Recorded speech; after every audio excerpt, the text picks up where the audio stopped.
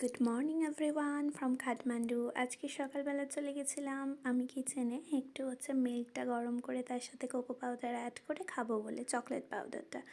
তারপরে কাকু না দুপুরের টিফিনে লাঞ্চে যা হয়েছে তার সাথে কাকু ওই দিন একটা একদম নতুন আইটেম এক্সপেরিমেন্ট করছিল। বাঁধাকপিটাকে না মিক্সার গ্রাইন্ডারে সেদ্ধ করে জলটা ঝরিয়ে তার সাথে আলু, একটু আদা রসুন পেস্ট এরকম কিছু কিছু জিনিস অ্যাড করে সেটাকে একটা ভাজা টাইপসের করছিল।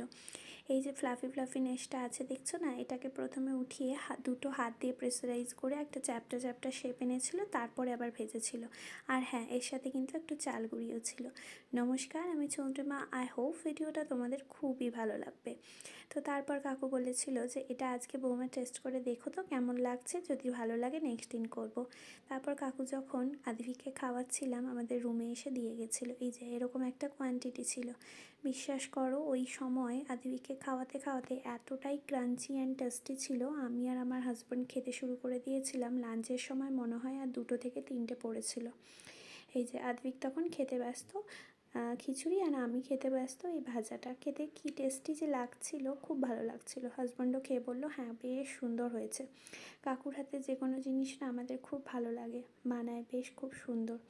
তারপর রাত্রেবেলা যখন উপরে গেলাম বললাম কাকু আজকে কী প্রিপারেশন হচ্ছে। কাকু মনে হচ্ছে একটা কিছু সবজি বানাচ্ছিল, আর আমি মিডিলে কিছুটা তাল ছিল বলে ভেবেছিলাম আজকে আরেকবার একটু তালের ফুলুরি বা বড়া যেটাই বলো ওটা বানিয়ে নেব।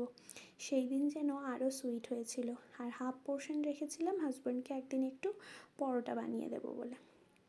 তারপর ওই দিন আমরা ভেবেছিলাম কুমড়ো আলুর ছক্কা বানিয়ে রুটি দিয়ে খাবো, তো সেটারই প্রিপারেশন চলছিল। গরম গরম হাতে বানানো রুটি দিয়ে ওটা খাবো বলে। আর সাইডে না ডিমের ভুজিয়া বা ডিমের অমলেট হওয়ার প্ল্যান ছিল। মাথাটা ভীষণ টিপটিপ করছিল, কাকু ওর জন্য একটু কাড়া বানিয়ে দিয়েছিল। কাড়াটা কিন্তু ভীষণ কাজে লাগে, একদম গরম গরম আমাকে দিয়েছিল। তখন আমি আবার আদ্ভিককে খাওয়াচ্ছিলাম, খেয়ে নিয়েছিলাম। এটা দেখলাম বেশ বেটার ফিল করছি। ভালো লাগলে